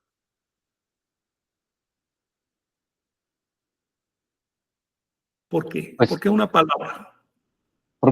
Tiene que ver con la creación, ¿no? Al final. Sí. Incluso en Génesis se dice, primero Dios dijo. Primero fue la palabra. Y habló, habló a la serpiente plumada y pronunció la palabra. Y la palabra creó el mundo. Sí. Y así. En la India, idéntico. Te vas a Wash, más bien, la palabra en los Vedas. Primero, el primer Dios era la palabra. Ya después vinieron los demás. ¿Por qué la palabra? Pues porque se terminó un ciclo, inició el otro. Y era lo que se tenía que... La palabra, que es un verbo, porque es la palabra por excelencia, es la que convoca la acción. La creación, por lo tanto, tiene detrás una convocación a actuar. Luego es un verbo. El creador no es el sustantivo, el creador no es el adjetivo. El creador es el verbo. ¿Ok? En la cosmovisión. Pero hay otro detalle. La palabra le da sentido al cosmos. Si quitas las palabras, se quita el pensamiento, que queda caos. Por lo tanto, cuando los textos antiguos hablan de crear, no están hablando de sacar de la nada, sino de darle orden a las cosas. Esta idea de que un ser sobrenatural sacó al universo de la nada, esa es una idea moderna. Cualquiera que pueda leer en lenguas originales la Biblia o cualquier otro texto antiguo, cualquiera, se va a dar cuenta que esa no es la idea que dice ahí. De hecho, la primera palabra del Génesis de la Biblia, no sé si saben que es Bereshit. Bereshit bara Elohim. ¿Conocen eso? Bereshit significa en su cabeza. Las Biblias te traducen al principio, en el origen. No, en su cabeza. Lo ideó, lo enunció en su cabeza y lo expresó a través de su palabra. Esto es lo que está diciendo literalmente el texto. Los cristianos traducen como le da la gana porque no pueden entender ese concepto. Pero no es lo que dice el original. En este caso nosotros no estamos obligados a traducir mal porque podemos esforzarnos y entender el simbolismo. Entonces lo que está diciendo aquí es que de pronto surgió un principio de entendimiento, un significado. ¿Qué crea el mundo? El significado. ¿Dónde existe el mundo? En su significado. Si quitas el sentido de las cosas, ya no, a eso que queda no le podemos llamar mundo, porque no tendríamos una palabra para definirlo. ¿Ven? Así que en el momento que decimos mundo, ya estamos hablando de un montón de significados conglomerados y unidos. Y por eso a ese mundo, filosóficamente le llamamos universo, que empieza con la raíz un, que quiere decir uno. Eso solo existe en la mente. Los números solo existen en la mente. La realidad es un continuo, una pasta indiferenciada, donde la mente hace cortes a su conveniencia. ¿Ven? Les pongo un ejemplo, cuando decimos ha pasado un año, coño, estás haciendo el corte que te da la gana, en realidad solo ha ocurrido un movimiento. Pero tú dices, voy a fijar punto aquí, y cuando llego aquí, Catún, 13 grados, Catún, esos son ideas. Y las ideas son las que organizan el mundo. Entonces este texto nos va a hablar no del surgimiento absoluto de la materia o la energía, porque en la cosmovisión americana no surgieron nunca, siempre han estado ahí, sino de su entendimiento a partir de la sociedad humana. Es la creación de la sociedad humana. Esto lo van a haber desarrollado después en el tema de surge el maíz y el maíz crea al hombre. ¿Ves? Es decir, es cuando hay un entendimiento, cuando surge la creación por excelencia. Mientras tanto eran intentos vanos, no llegaba a haber creación en realidad, eran intentos que se frustraban, desaparecían. Cuando esto nos está diciendo que en el paso del 13 al 11 Ahau se creó lo que viene después, también nos está diciendo que hubo antes de eso otros 12 intentos que se frustraron porque no estaban las condiciones calendáricas. ¿Se entiende esto? Es un lenguaje bastante abstracto. La decodificación todavía hay que decodificarla, pero ustedes entienden la segunda capa. Sí, porque de hecho aquí habla de los 4 nahuales. Ya ahí viene la organización. Ahí, la organización. Dice que cuando en ese día Hunimish, día Ceci-Pac, le bajó la palabra de los 9 niveles a la punta de su lengua, y entonces se hizo sabio. Está hablando ya de Chac, de Tlaloc. El emblema de Tlaloc es la punta de su lengua o la punta de su nariz, que es lo mismo. El aliento y la palabra tienen el mismo sentido aproximadamente en esta cosmovisión. El universo es producto del aliento, es decir, de la energía, y producto de la palabra o del entendimiento. Por eso la nariz de Chac es la vírgula de la palabra. Y bajó el sabio a voltear el doblez de los catunes. Doblez de catunes le llamaban los mayas al calendario, a voltear los ciclos calendáricos y a pedir la carga o el significado del nuevo catún. Es decir, ¿qué trae el nuevo catún? Resulta que tiene un número y ese número tiene un sentido. ¿Y cuál es ese sentido? El nuevo catún es el 11 Ahau. ¿Cuál es el sentido del número 11? El número 11 es el que marca la creación en este mito. Okay. ¿Alguna cuestión sobre esto? Esto sería como un Génesis, como haciendo el símil. Equivale al Génesis. Es el Acuérdate Génesis. que la palabra Génesis no es la que viene en la Biblia original. El Génesis fue escrito en hebreo, no en griego. Génesis es una palabra griega que quiere decir origen. Cuando los cristianos traducen la Biblia, la traducen del griego, no del hebreo.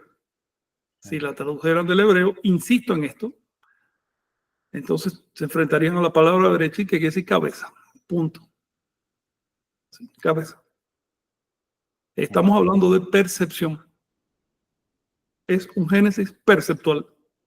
No es un Génesis sobrenatural, ni supersticioso, ni de creyentes, ni nada de eso. Es un intento de describir la percepción. Está diciendo que de 9 grados fue la carga. ¿Qué quiere decir? Que la carga o la expectación, ¿no? El sentido de la creación fue de 9 grados. 9 grados de profundidad. Chinahuapa le llamaban los nahuas, el río de las 9 profundidades. ¿Qué quiere decir eso? Yo el 9 lo relaciono con la memoria, porque es al final sí. La subconsciencia, ¿no? Sí. Sí, con la conciencia, con el acto de ser consciente, que tiene capas. Ajá. No, con la subconsciencia, ¿no? Sí, el acto de ser consciente como un todo tiene capas. Sí, y las capas de abajo le llamamos subconsciente. Hay capas tan densas que nunca hemos entrado ahí, entraremos a la muerte. Entonces, lo que está diciendo acá es que la creación está marcada por grados de organización. No todo está a la vista. El acto simple de ver las cosas ya las modifica. Esto lo ha comprobado la física. El acto de ver las cosas las está modificando desde su esencia. Desde su esencia. Desde si es partícula o es onda. Desde ese punto ya la percepción está modificando el mundo. Y como todo está compuesto de partículas y ondas, pues lo modifica todo. No puedes modificar un pedacito así del universo sin que eso resuene con todos los demás. Entonces lo que está diciendo este texto es que la percepción está creando literalmente el universo. Esto no significa solipsismo, no es que si yo no percibo desaparecen, no. Si tú no percibes o si yo no percibo desaparecen las cosas que son objetos mentales pero no la energía. La energía sigue ahí, tal cual. Solo que ya no hay un ser que le dé cortes a las cosas, que las convierte en objetos. Entonces, sigue diciendo que de 9 grados fue la carga de este ciclo, cuando se recibieron los días y se midió y ató la carga del Catún. Entonces bajó el agua del centro del corazón del cielo y ocurrió el renacimiento. ¿Qué simboliza el agua aquí? Aquí estamos hablando de Teoatl.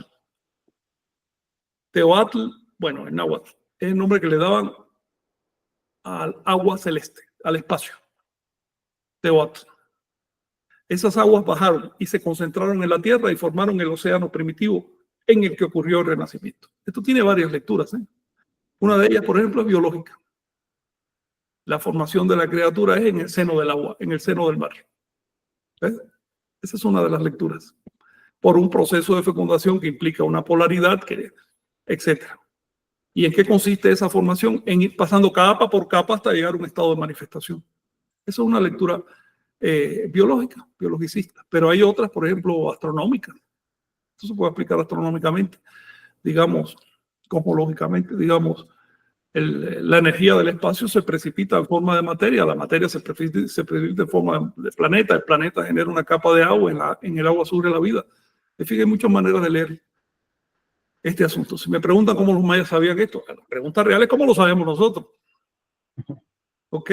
Que pueblos que tenían recursos psicológicos a su alcance como para entender la naturaleza de la realidad, supieran cuál es la naturaleza de la realidad, eso no es sorpresa. ¿Alguna cuestión? Sí, pues tienen que ser así estas lecturas porque se te sacuden y te quitan de la cotidianidad, ¿no? Claro. De andar rumiando lo mismo todo el tiempo, te descoloca, es lo que veo también. Claro, son parones de diálogo. Sí. Si tú quieres entender esto, no te queda más remedio que parar el diálogo cotidiano y aprender a manejar un conjunto de conceptos que no es habitual. Ajá. Y a encontrar una serie de causas y efectos que no son simplonas, sino que tienen profundidad. Y entonces ocurrió el renacer. Por otro lado, este verso también se está refiriendo al tema del bautismo. El bautismo no solo ocurre de los cristianos. De hecho, el bautismo no es de origen cristiano. En todas partes de la tierra se simboliza el acto de que caiga el agua con el acto de que retoñen las plantas, con el renacimiento. Entonces, desde la casa de las 9 edades, es decir, desde el infinito,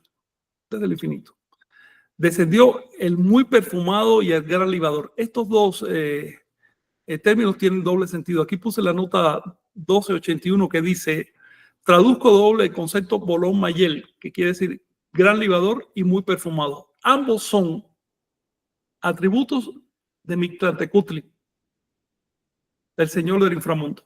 En la cosmovisión anahuaca, la vida la crea la muerte. Porque la muerte no es ausencia en esta cosmovisión, sino potencial. Es como cuando decimos el vacío del espacio. A ver, ya sabemos que el vacío del espacio es el potencial energético del universo. ¿Qué cosa es espacio? Un estado de energía. No es una abstracción en nuestra mente y tampoco es digamos, una sustancia. Es un potencial energético que se precipita cuando hay determinado,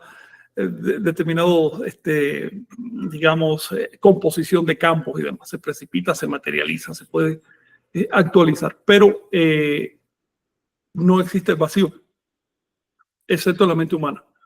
No existe la nada, no existe la muerte, excepto en la mente humana. Por eso el Dios de la muerte, ¿qué tiene Dios de la muerte? ¿Cuál es su riqueza? ¿Cuál es su posesión? Los huesos, ¿no? Lo de los ancestros. Lo que nutre la vida, la tierra, la descomposición. Las raíces. Todo va para allá y todo finalmente se lo traga. Toda la Por lo información. tanto, tiene todos los recursos del mundo. Tiene todos los minerales, tiene todos los nutrientes, tiene todo lo que hace falta para que se produzca la vida.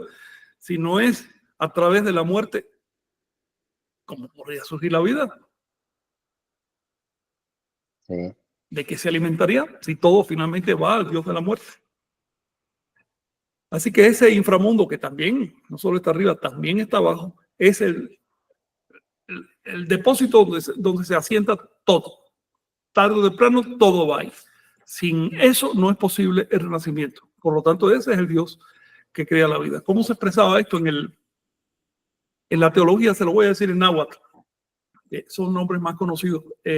Mictlantecutli es el padre y Mictecacihuatl. Ellos dos se desdoblan como polaridad y producen un tercer de Dios.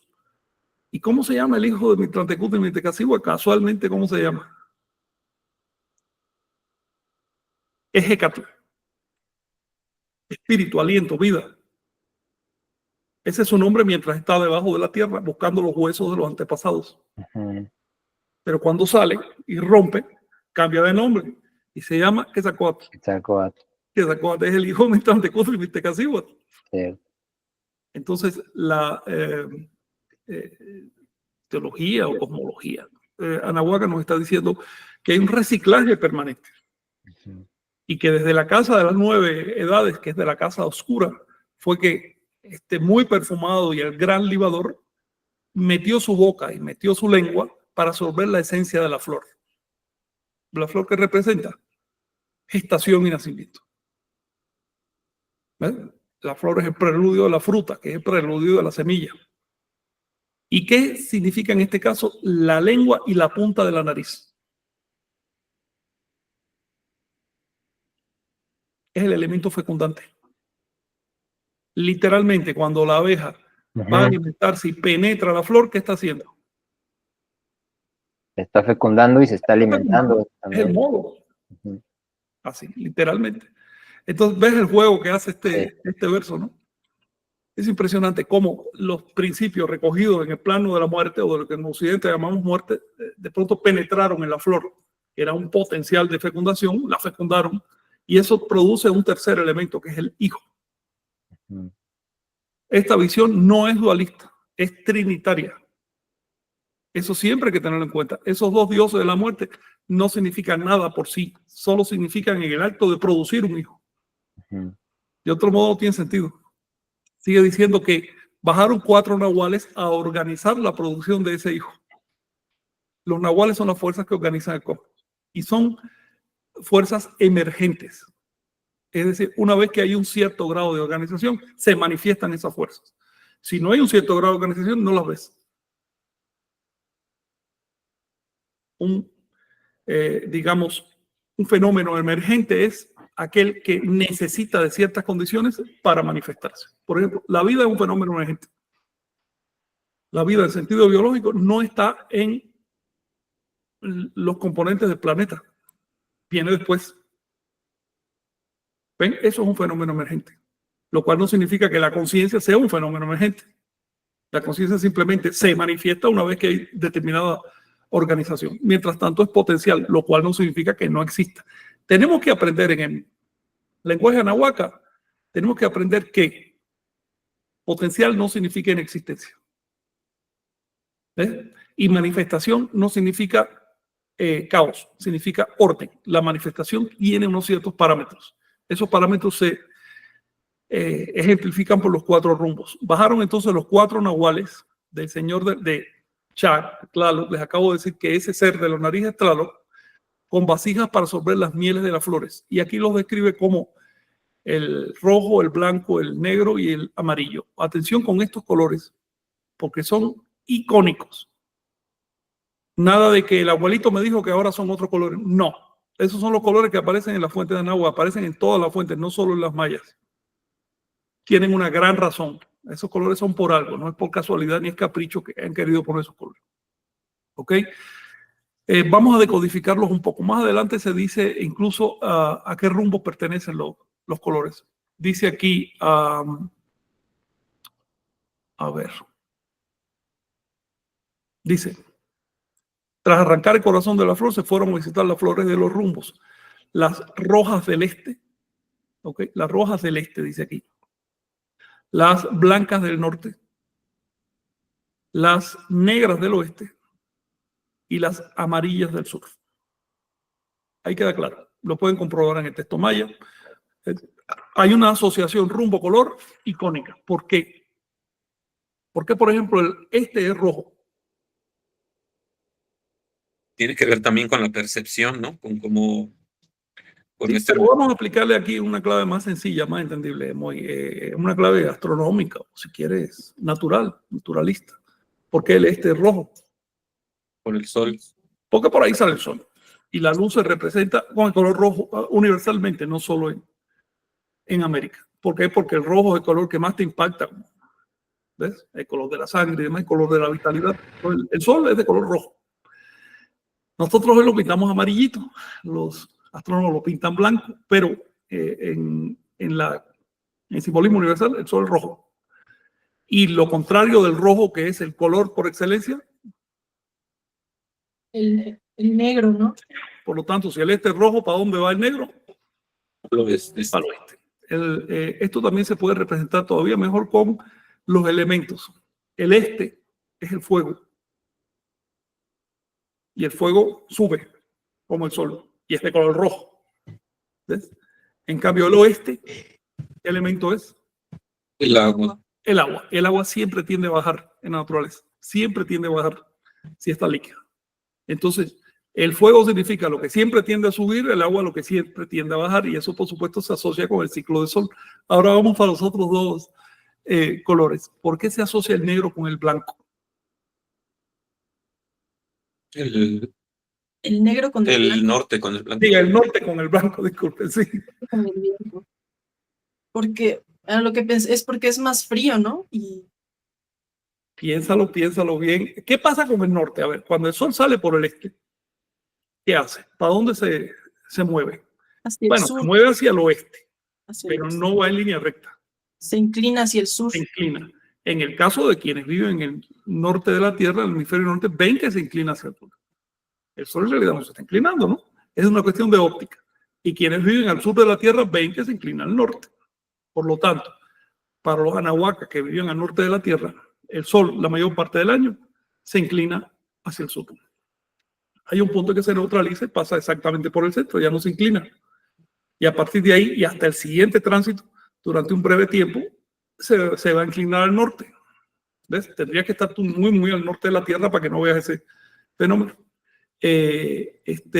Pero ordinariamente y la mayor parte del tiempo el sol se inclina hacia el sur a medida que asciende. Por lo tanto, el sur se convierte en la zona caliente y el norte en la zona fría. Y eso lo ves en los campos. Si tú caminas por un campo cualquiera, incluso en Yucatán, que es tan caliente, pero mientras más al norte, más lo ves. Camina por un campo cualquiera, observa para dónde está el moho en los árboles o en las piedras. No está en todos lados, está para un rumbo. Depende. El rumbo de la oscuridad, el rumbo de donde menos sol hay, crecen plantas y animales que huyen del sol. En el rumbo del sur, aquellos plantas y animales que necesitan, que hacen fotosíntesis. Observando esos detalles, tú puedes saber sin necesidad de brújula para dónde está el norte y el sur. Y por supuesto lo habían visto los anahuacas. Ahora extrapola eso. ¿Qué queda al norte de la Tierra? El rumbo de los puertos. ¿Y qué queda al sur? El rumbo de las diosas madres. La fertilidad. La fertilidad. Claro. Entonces, y la carne y los huesos. La carne y los huesos que además se funden al otro lado de la Tierra y forman un binomio. Ya que lo dice, vamos a mencionarlo. Carne es lo externo y por lo tanto lo efímero, lo que se descompone. Los huesos es lo interno, lo que no se ve, pero lo que dura. Entonces, a ver, que no se trata de 4 rumbos disgregados. Se trata de 4 posiciones del mismo flujo de la energía. ¿Ok? La energía de día va de este a oeste, pero de noche es al revés. Y en ese movimiento se traslada al sur o al norte y forma el número 8 sobre el planeta. Y eso estaba muy claro en toda la cosmovisión. Es la misma energía. Pero por arriba y de día la energía se mueve así, de este a oeste y de sur a norte. ¿Okay? Debajo se invierte y hace un bucle. Esto les puede ser útil en un momento para un juego o algo así. Sí.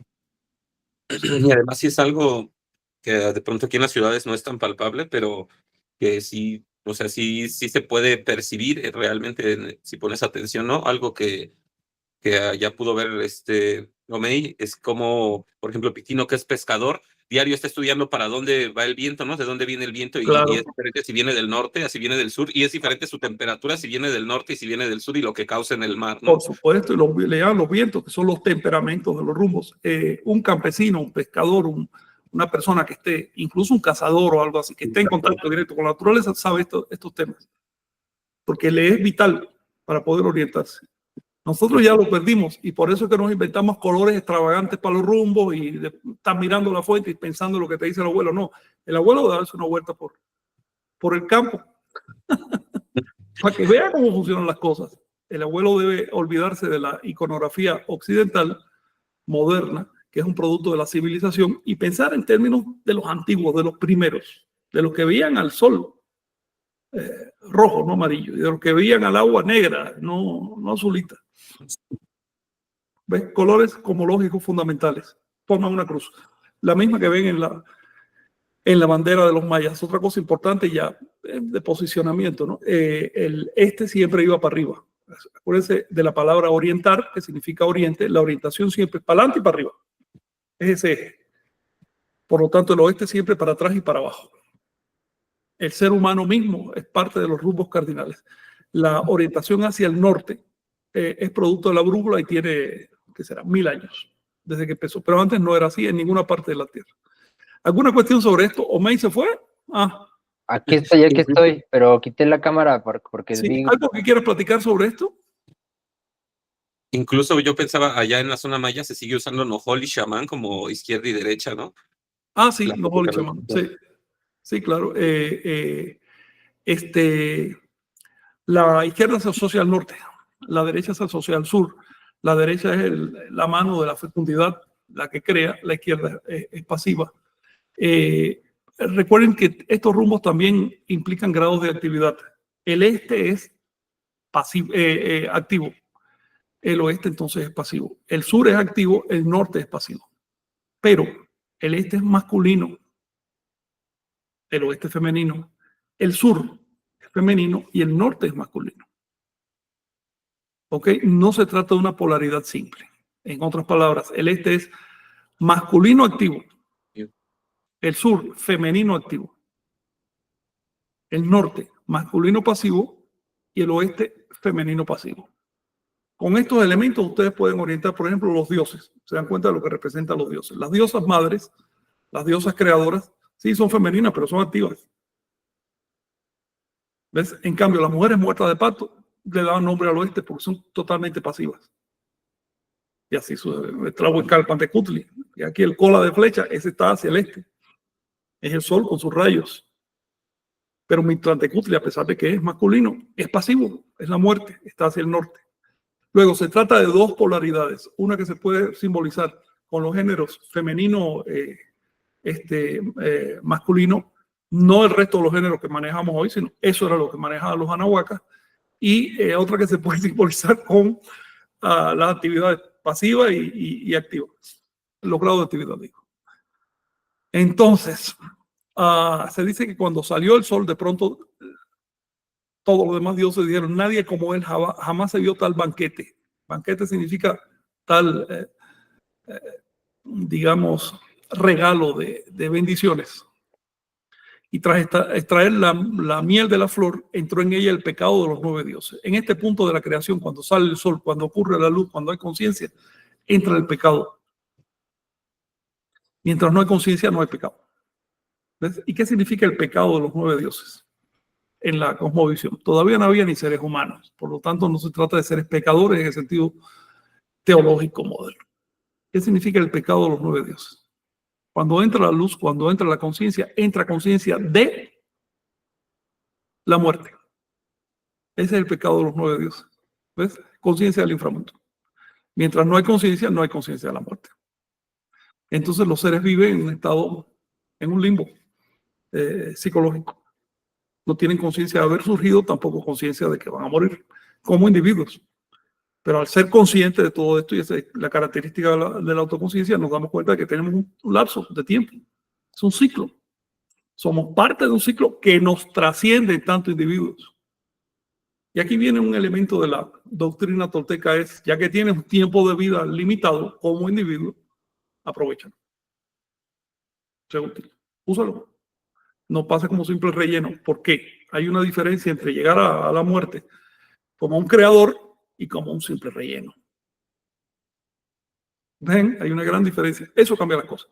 ¿Quiénes mueven la rueda de la historia? ¿Quiénes mueven el tiempo? ¿Quiénes producen realmente la creación? Los creadores. Ahora bien, seguimos.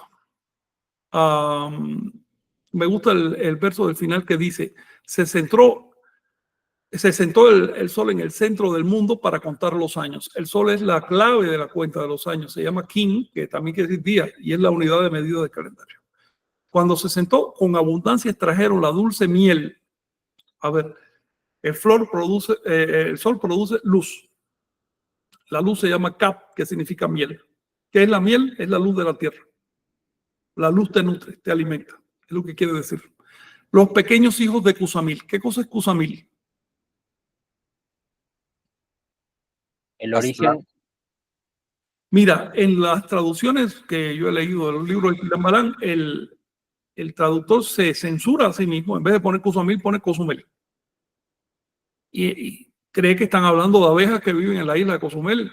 Que se trata de, no sé, de la descripción de el cultivo de las abejas, una cosa así. Eso es más o menos lo que dicen los traductores. Pero el original no dice Cozumel, dice Cusamil.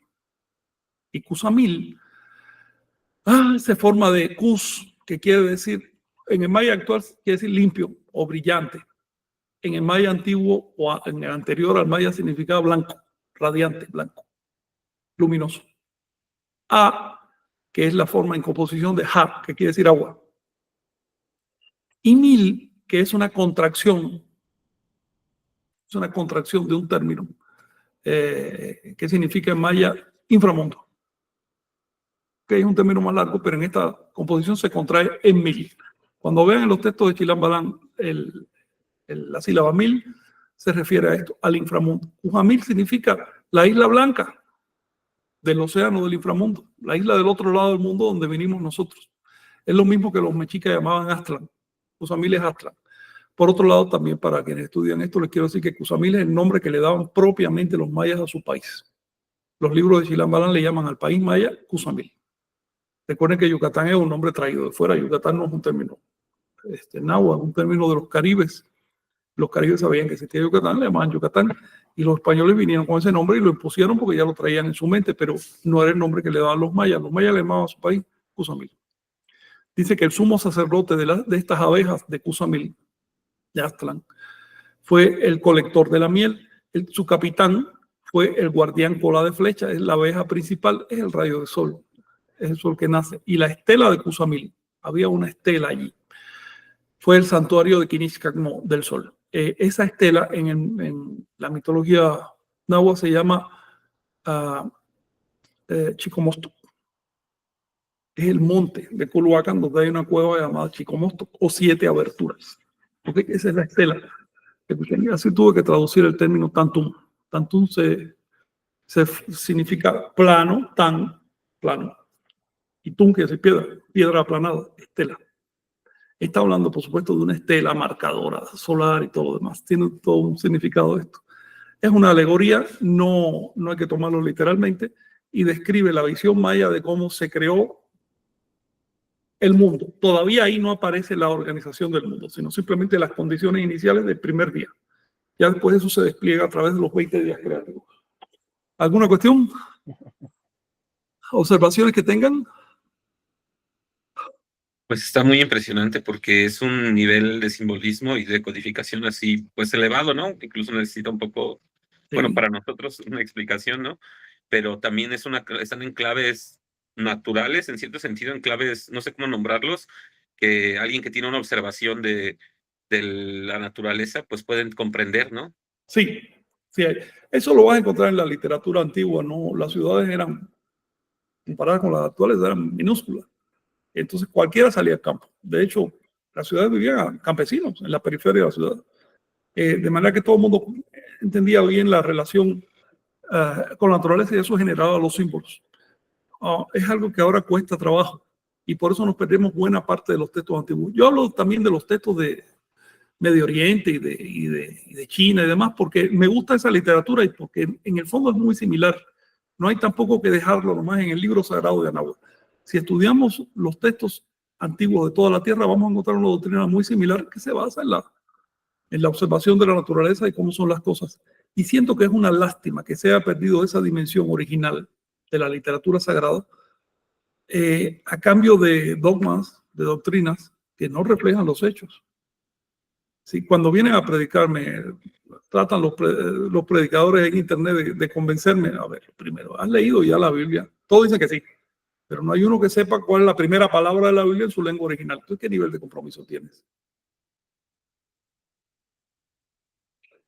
Ponte en el pellejo del Señor que escribió eso. ¿Por qué escribió esas palabras? Hazte las preguntas lógicas. Si quieres entender eso, si lo que quieres es repetir dogmas, pues sabes que de dogmas estamos saturados y cada vez está peor la cosa. Así que mi consejo a toltecas, a nahuacas, es indaguen, métanse a fondo, descifren el simbolismo, aprendan calendario. El calendario les va a dar tremenda luz en este asunto. Acuérdense que no era un simple calendario. Le llamamos así porque no hay otra palabra. Pero era una... ¿cómo se le puede llamar a un sistema que te da las claves para entrar en la cultura?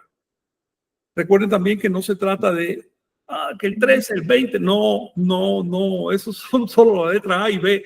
Sigue, hay muchísimas otras letras y después únelas en palabras y esas en frases.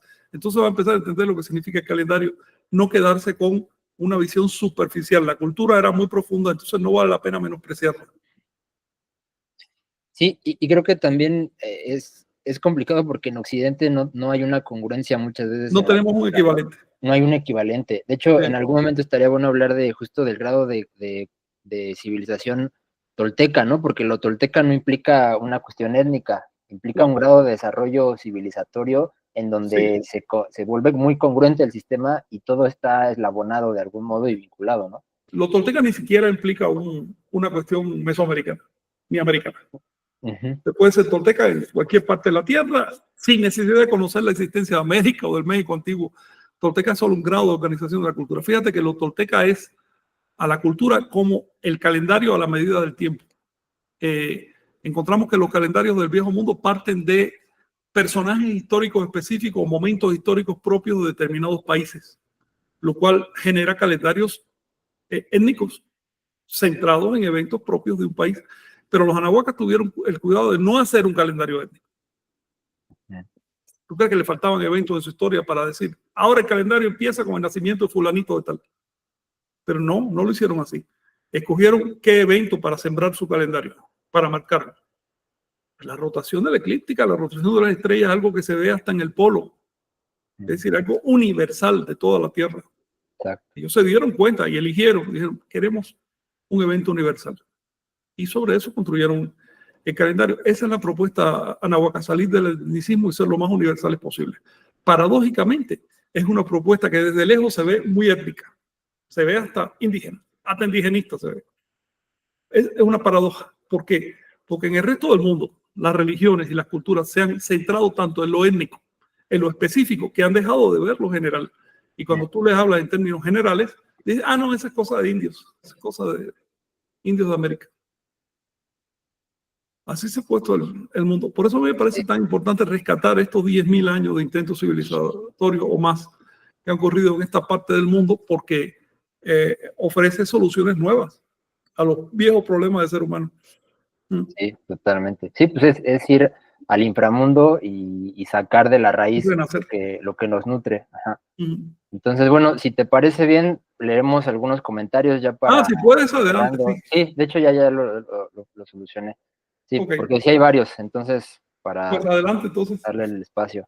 Bueno, pues dice un saludo a Isabela, desde Buenos Aires, agradece por la enseñanza y gracias por la atención también. Guapusecha, Tolteca, Guayanáhuac, gracias, excelente día para todos. Aranjuez nos comenta, la palabra es orden, implica que ya hay una estructura que conjuga la acción con el pensamiento. Claro. Y luego en otro comentario. Ajá. Eso, permíteme, qué bueno que lo mencionas. Yahweh, porque de hecho la palabra no solo implica significado y también capacidad de hablar, es decir, autoconciencia, sino una sugestión, sugestiona. El universo visible, manifiesto, se llamaba en agua tonal, y tonal no por casualidad, tonal es el término en agua para decir también sugestión. Algún día hablaremos de eso. Sí. Y bueno, y de hecho también Kin, ¿no? Que tiene que ver con ¿Qué quiere decir luz. energía? Ajá, Sí, la energía, luz. Y de hecho lo relaciono ahorita rápidamente con los celulares. Todo el tiempo nos están echando luz en la cara y nos sugestionan y nos trastornan la realidad. Qué bueno Entonces, está eso, sí. es interesante también analizarlo desde ahí.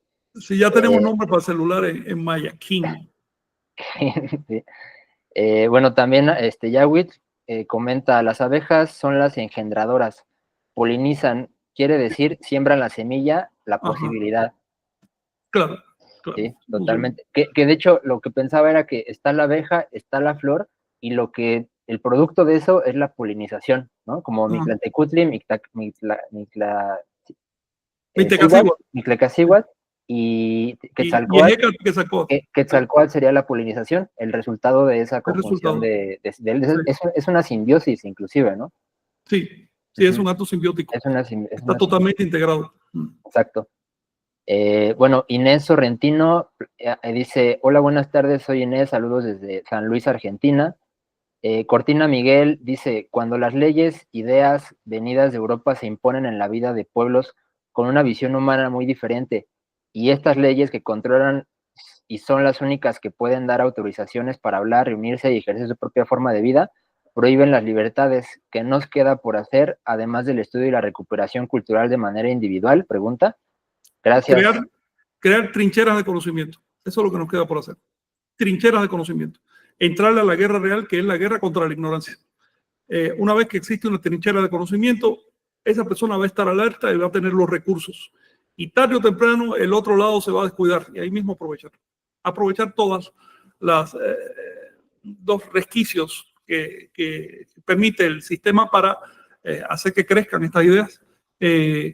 Por eso no podemos descuidar el plano legal también. Exacto. También nos comenta Huitzil Tlacat. Hola amigos, saludos a todos desde Cuauhtémoc. Abraham Estrada nos saluda a todos. Nos comentan del audio. Ahí mejoraremos el audio para subirlo en YouTube. Ahí también. Leonardo Ibáñez igual comenta sobre el audio. Y pues ya sería lo que nos comentan las personas. Ya nos pasamos de tiempo también. Sí, un poco. Y bueno, pues sin más que agregar, pues yo creo que ya lo terminamos. Nada más me gustaría terminar con una frase de Voltaire, que dice, la especie de las abejas es superior a la raza humana en cuanto extrae de su cuerpo una sustancia útil, mientras que todas nuestras secreciones son despreciables y no hay una sola que no haga desagradable al género humano. Ok. Cosa de Voltaire está muy bien. Sí. Pero qué barbaridad. Oye, las abejas son un buen símbolo. Además, hay unos juegos de palabras aquí con el maya y eso, que no me quise meter en eso, pero a ver, que hay juegos de palabras. ¿A dónde voy? Que cuando trabajen con temas mayas o náhuatl también, verifiquen el término original. Si, por ejemplo, en vez de decir abeja con la palabra que siempre se usa para abeja, se usa otra palabra que también significa abeja, pero tiene otro sentido, obviamente, que no quieren decir. Esa es la diferencia entre entender estas fuentes o irse con traducciones banales como tantas que existen por ahí que de pronto te convierten el signo de ocelote en un ocelote y te inventan una historia de un ocelote cuando el texto no está hablando de eso. ¿Ven? Entonces, ojo con esos detalles. Recuerden que esto está codificado. Volviendo al ejemplo, cuando el texto te dice flor, te está diciendo cero calendárico. Es un número. Tienes que aprender a trabajar con ese número. No quedarte pensando en arreglos florales. No va por ahí el texto. Esto es la decodificación del lenguaje anahuaca. A ver, ¿tú qué hiciste este capítulo, Omey? Sí, no, estuvo bien, fíjate, no me acordaba que hablaba sobre las abejas y todo, y estamos en la semana justamente de ese asunto, entonces, bueno, a ti que está interesante. Sí. Bueno, pues, gracias. Gracias a ustedes. Nos vemos. Hasta la próxima. Chao, Mo, Jenny. Hasta luego, amigo. Gracias. Sí. Iba a ser así casi.